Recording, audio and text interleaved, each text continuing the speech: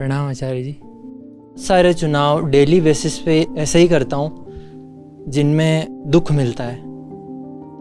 ये मुझे मत सुनो, तुम्हें ज़रूरत हो तो मुझे सुनो। जिन्हें अपने दर्द, तकलीफ, अपनी मजबूरी, अपनी कमज़ोरी, अपने डर का एहसास है, मेरी बात बस उनके काम आ सकती है। सारी समस्या ही यही है कि तुम्हें समस्या पता ही नहीं है। जब समस्या होती है ना तो आंखों से चिल्ला के बोलती कि जो भी मजबूरी है मैं उसका सम्मान करता हूँ। मजबूरियाँ होती हैं, मैं जानता हूँ, मैंने भी झेली हैं, होती हैं। लेकिन एक चीज और होती है जो किसी भी मजबूरी से बहुत बड़ी होती है। मुझे लगता है इनको भी सुन लेते हैं। तुम्हें कुछ नहीं मिलेगा, ये जैसे जमीन की भाषा में बोलते हैं, तुम्हें घंटा कुछ नहीं मिलेगा। प्रणाम आचार्य जी। सत्र में बैठता हूँ, आपको सुनता हूँ, लेकिन उतना स्मरण नहीं रख पाता।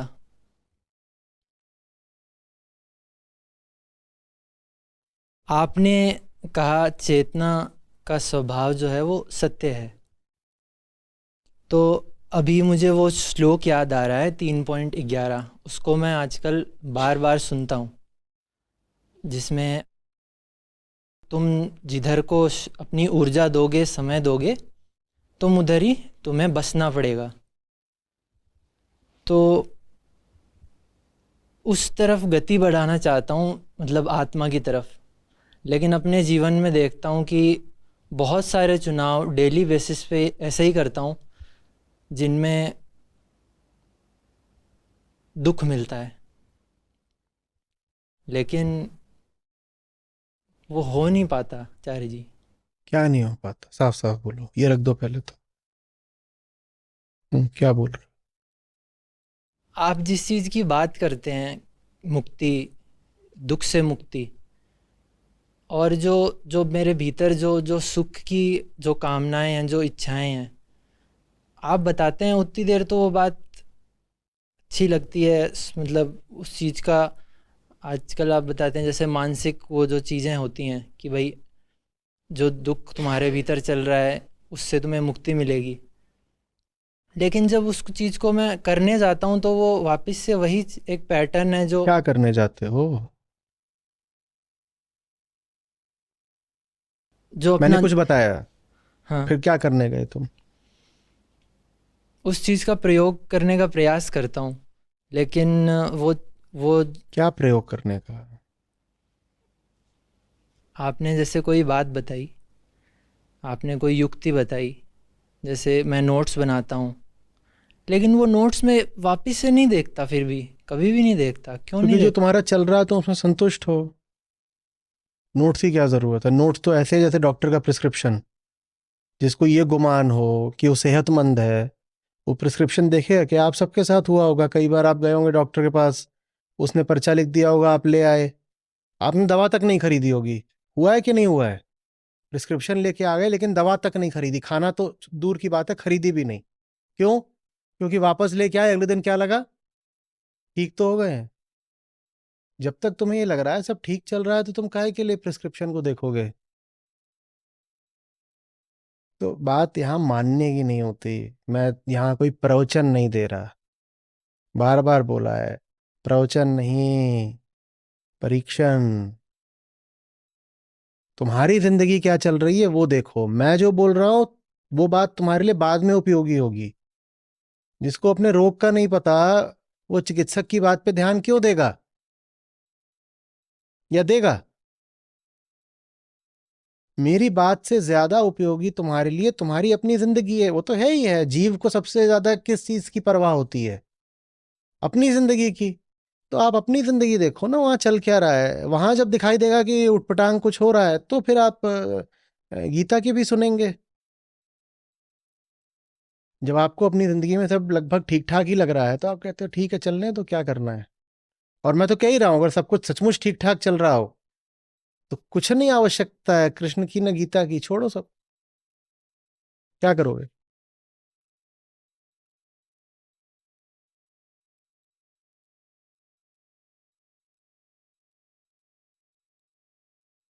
आप यहाँ मुझे सुनने नहीं आते हो, आप यहाँ अपने आप को बेहतर करने आते हो। ध्यान मेरी ओर बाद में दो, पहले अपनी ओर दो।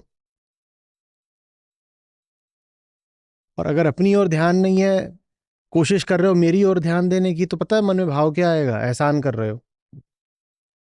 तुम कहोगे वैसे तो मेरा सब कुछ ठीक ठाक है, पर ये आचार्य जी हैं, इनका दिल रखने के लिए, अब ये तो बन गए ना, आचार्य जी बन गए, वहां जाके मंच पे बैठ गए हैं, तो इनका दिल रखने के लिए मैं इनको सुन लेता हूँ।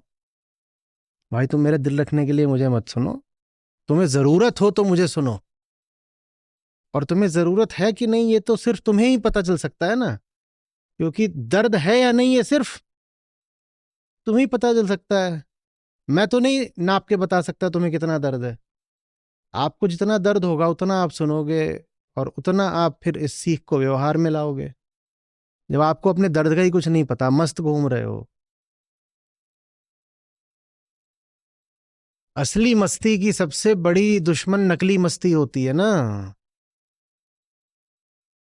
अध्यात्म में मौज होती है, बाहर बोलते वाह देखो क्या मौजी घूम रहा है, मस्त मलंग। हम्म। और वहां तक आप नहीं पहुंच पाते, इसका कारण यह है कि आपको बिल्कुल फिजूल जगहों पर ही एकदम नकली मस्ती मिल जाती है। जहां आपको संतुष्ट प्रसन्न इत्यादि नहीं होना चाहिए, आप वहां पर भी अपने कहते सब ठीक है, कूल है। जहां कुछ कूल नहीं है वहां भी आपको कूल लग रहा है।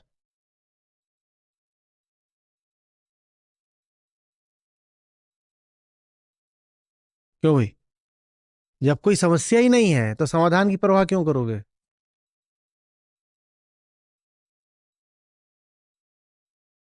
अब बताता हूँ ये समस्या क्या है। कुछ नहीं पता होगा, और पता भी होगा तो ऊपर ऊपर की ऐसे ही सतही कुछ दो चार बातें बता दोगे।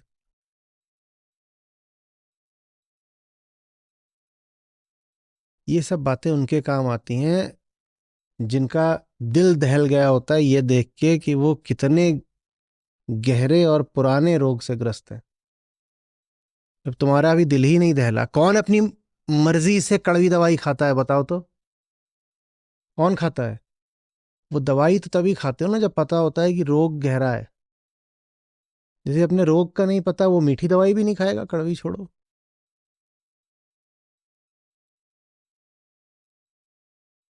बिना अपने रोग का पता करे ऐसे घूम आ जाते हो जैसे पर्यटन करने आए हो टहलते हुए, या कि इंटरेस्टिंग स्पीकर।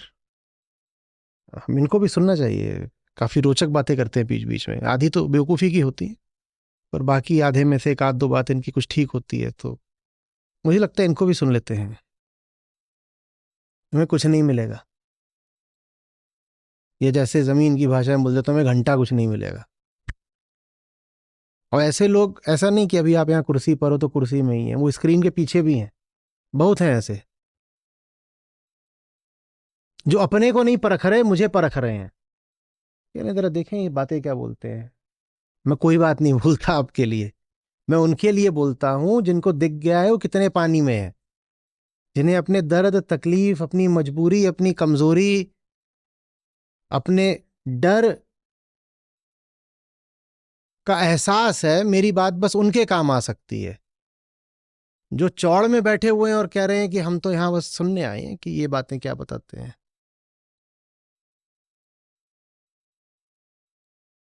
उनको क्या मिलेगा? और ऐसे बहुत चलते भी नहीं, वो एक आध महीना दो महीना चल के भग भी जाते हैं। अब ये महीना पूरा हो रहा है, अगला महीना आने वाला है, बहुत होंगे इसी तैयारी में कि अब तो अब हो गया, अब तो देख लिया देख लिया। टूरिज्म करने गए थे, बसने थोड़ी गए थे। एक महीना देखा है, अब ठीक है, अब कुछ और भी तो देखना चाहिए लाइफ में। ये उनमें से हैं जो इमरजेंसी वार्ड में टूरिज्म करने जाते हैं। इन्हें पता ही नहीं है कितने बीमार हैं। ये इमरजेंसी के रोगी हैं और सोच रहे थे पर्यटक हैं। तो एक महीना बीत गया तो कह रहे हैं कि अब हो गया, अब तो अब क्या जरूरत है, अब हम वापस लौट रहे हैं।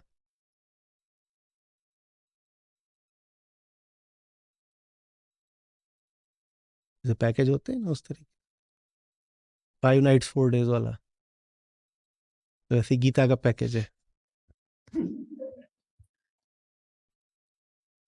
पढ़ के तो तुम अपनी समस्या बता रहे हो, तुम कितना वाकिफ हो अपनी समस्या से? जब समस्या होती है ना तो वो आंखों से चिल्ला के बोलती है। पढ़ना थोड़ी पड़ता है आंखों को, आंखें खुद चिल्लाती हैं, समस्या यहां दिखाई पड़ती है। और ऐसे बहती है समस्या। और जब समस्या ऐसे बहने लगती है ना, तब समाधान की संभावना आती है। जिसको अभी पढ़नी पड़ रही है अपनी, आपको क्या बीमारी है, अरे मैं अब मिल नहीं रहा वो पन्ना जहां बीमारी लिखी थी, ऐसे का कोई उपचार नहीं होगा। बीमारी है तो यहां हलक से चीख उठनी चाहिए ना, पढ़ोगे क्या?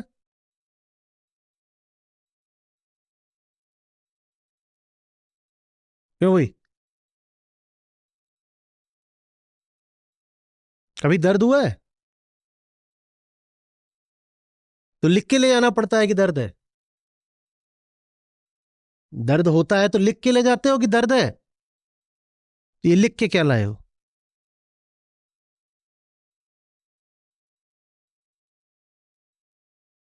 सारी समस्या ही यही है कि तुम्हें समस्या पता ही नहीं है।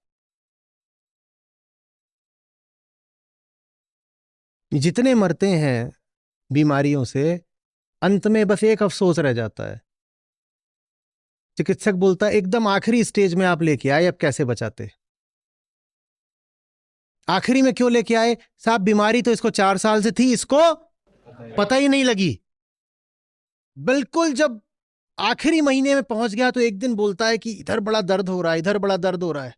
एकदम जब आखिरी में हो गया तब इसको पता लगा कि कितना बीमार है। फिर लेके गए, वो बोल रहा है लास्ट स्टेज कैंसर, 1 महीना बचा है, अब कुछ नहीं हो सकता।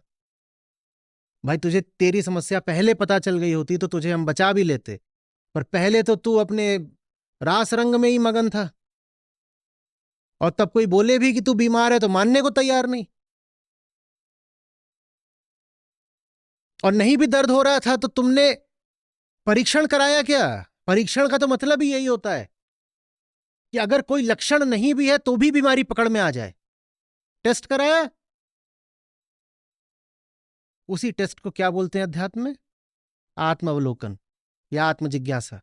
वो करते हो? न शरीर का करते न मन का करते। शरीर का कराना पड़ता है हर 4 महीने में एक बार, और मन का करना पड़ता है लगातार, ताकि जो बीमारी यहां खड़ी हो रही हो पता चल जाए। और जब पता चल जाती है तो समाधान हो जाता है।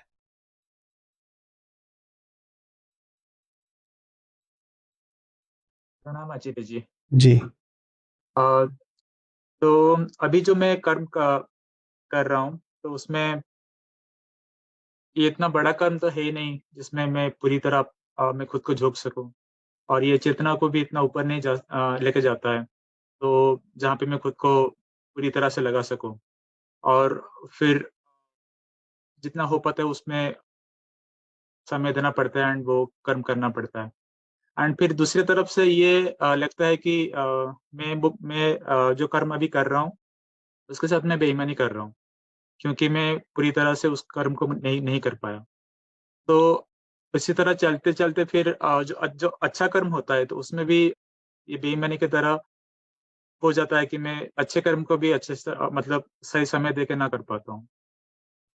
जो कर रहे हो क्यों कर रहे हो? कुछ बंधन है इसलिए। क्या बंधन है?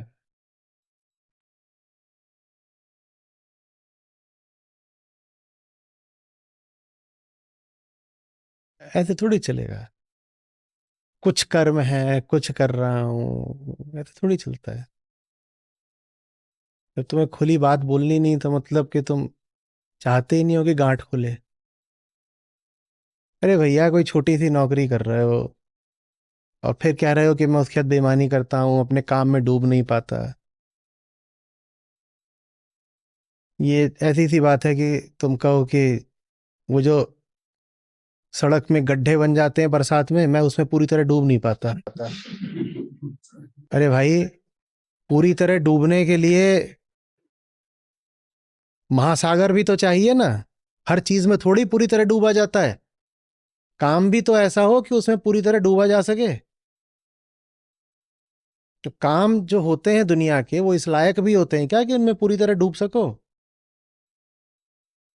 ये दुनिया भर की नौकरियां पकड़ते हो, फिर कहते हो अरे वो तो, ये सब परेशान रहते हैं कि लोग डूबते नहीं काम में। लोग कोशिश भी कर लें तो कैसे डूबेंगे बताओ ना? वो इंतहा बेइंतहा कोशिश कर रहा है डूबने की, सड़क वाले गड्ढे में, कभी अपना सर घुसेड़ता है, कभी कुछ करता है। शीर्षासन कर दिया उसने कि कम से कम नाक तो घुस जाए इसमें, मर जाए, वो तब भी नहीं डूबेगा। उस काम में इतनी गहराई ही नहीं कि तुम उसमें डूब सको, कैसे डूबोगे? तो दिक्कत ये नहीं कि काम पे बेईमानी करते हो, अब दिक्कत ये है कि वो काम चुन क्यों रखा है, ये बताओ ना। वो बताओगे नहीं, बताना भी नहीं, मैं कोई जोर नहीं डाल रहा।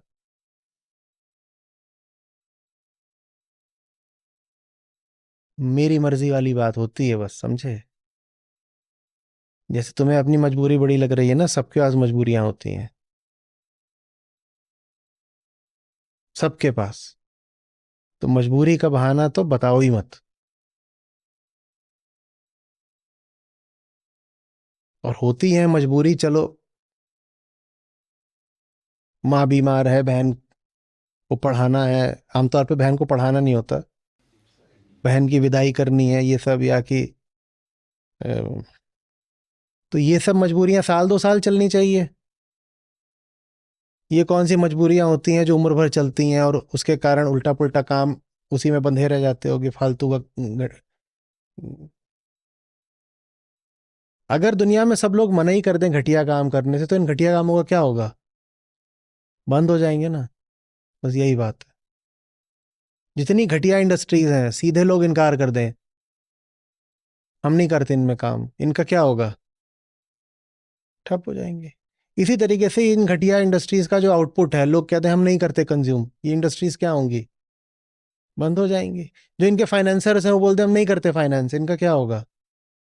बंद हो जाएंगी। किसी ना किसी को तो इनकार करना पड़ेगा ना।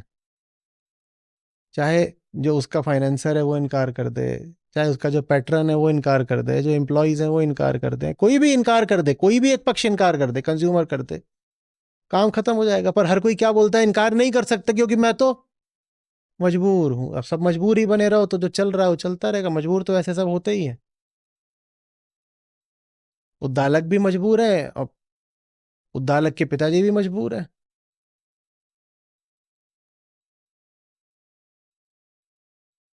मजबूर है, सब मजबूर है। ये जो छोटे मोटे मोटे काम लेते हो ना, इसकी सजा यही है, इनमें कभी चैन नहीं पाओगे। यही सजा है छोटा काम करने की। आप हो बहुत बड़े, छोटा काम ऐसा जैसे छोटे कपड़े। और काम बहुत भीतर की चीज होती है। छोटा काम ऐसा जैसे आधी साइज का कच्छा। और सोचो सुबह 9 बजे से रात 9 बजे तक वही पहनने की सजा मिली है, कैसी बीत रही जिंदगी।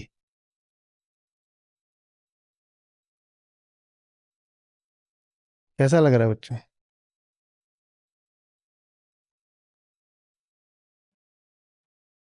एक बार किसी ने कहा था द्वैत का द्वैत हो गया।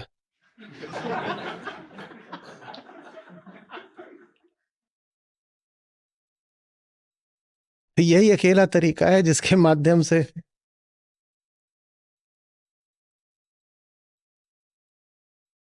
हम किसको बहाना बता रहे हैं। मतलब कोई और अगर मान भी गया तो उससे जो हमारा कष्ट है वो मिट जाएगा क्या? हम दूसरे को कन्विंस कर रहे हैं कि नहीं मैं तो इसलिए कर रहा हूं क्योंकि मैं फंसा हुआ हूं, विवश हूं। वो मान भी गया दूसरा कि हाँ फंसे हुए हो, विवश हो, तो उसके मान लेने से आपका कष्ट मिट गया क्या? हिम्मत, हौसला, अध्यात्म इसके बारे में है। इसलिए मुझे ये सब बहुत पसंद नहीं आता कि लोग बातें करते हैं ना, ये चेतना का उत्थान, ये वो, सीधी जमीन की बातें। जमीन की बातें ज्यादा ज्यादा सार्थक होती हैं, ज्यादा उपयोगी होती हैं। बताओ किस चीज की रोटी खा रहे हो? बताओ जिंदगी में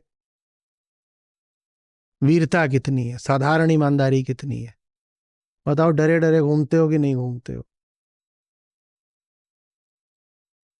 बताओ सर कितनी बार और कितनी जगह झुकता है और कहाँ झुकता है?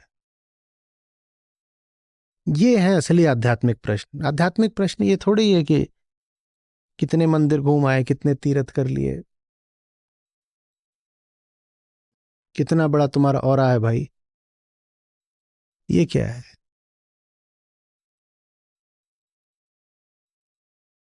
मुझे तो जिंदगी बताओ, जिंदगी। और सबसे बदनसीब वो होते हैं जो गलत काम करते ही रहते हैं, करते ही रहते हैं। अरे कुछ तो चलो प्रारब्ध होता है, कई बार आदमी फंसा होता है, मैं मानता हूं प्रारब्ध की बात है। पिताजी ने कर्ज लिया था, आपको तो पता भी नहीं था पिताजी ने कर्ज लिया, पिताजी चले गए, वो कर्ज आपको चुकाना है, ऐसी स्थिति आ सकती है, मानता हूं। तो चुका लो, निपटाओ मामला और जल्दी से जल्दी बाहर आओ। या 20 साल तक यही बोलते रहोगे कि मैं क्या करूं, पिताजी ने फंसा दिया। और अगर पिताजी ने आपके ऊपर कर्ज छोड़ा है तो कुछ विरासत भी छोड़ी होगी, वो पिताजी की विरासत को बेच करके कर्ज निपटा दो ना।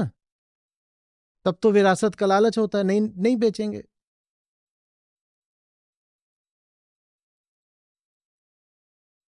और भी बहुत तरह की बातें होती हैं। आपको बुरा लग रहा है सुनने में तो मैं रुक जाऊं, क्योंकि आपने अपना दर्द तो बताया नहीं, मैं तो तुक्के मार रहा हूं इधर उधर। जो आमतौर पे मजबूरियां गिनाई जाती हैं वही बता रहा हूं। आपकी जो भी विवशता है, मैं आपसे बस ये कह रहा हूं, आप उससे ज्यादा मजबूत हैं। समझ रहे हैं बात को? आपकी जो भी मजबूरी है, मैं उसका सम्मान करता हूं। मजबूरियां होती हैं, मैं जानता हूं, मैंने भी झेली हैं, होती हैं।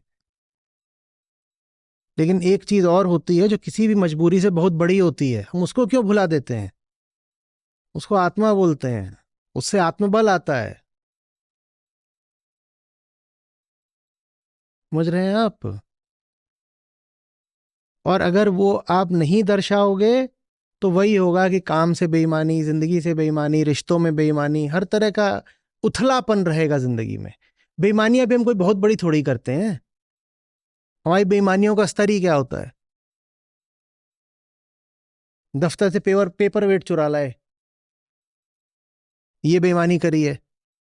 और कोई बहुत बड़ी बेईमानी तो, कोई बहुत बड़ी बेईमानी भी हम कहाँ करते हैं? यही चलता रहेगा, बस खुश भी हो जाओगे। सूरा के मैदान में कायर का क्या काम। सूरा के मैदान में कायर का क्या काम।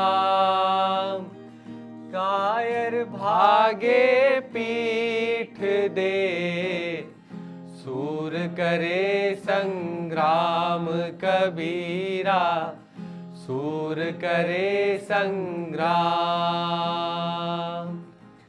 सूरा के मैदान में कायर का क्या काम। सूरा के मैदान में कायर का क्या काम।